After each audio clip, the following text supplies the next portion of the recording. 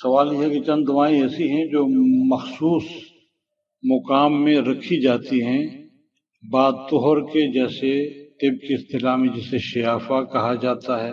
دریافت طلب مسئلہ یہ ہے کہ اس کے استعمال سے روزے پر کیا اثر پڑتا ہے، کیا روزہ ہو جاتا ہے؟ اس کا میرے بھائی جواب یہ ہے کہ روزے کی حالت میں یہ عمل درست نہیں ہے، اس سے روزہ ٹوٹ جاتا ہے۔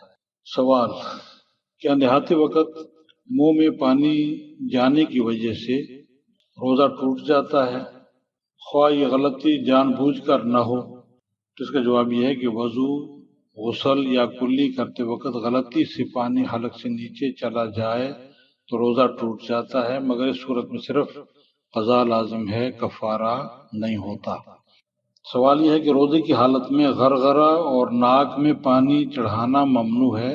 اب پوچھنا یہ ہے کہ وہ بالکل معاف ہے یا کسی وقت کرنا چاہیے؟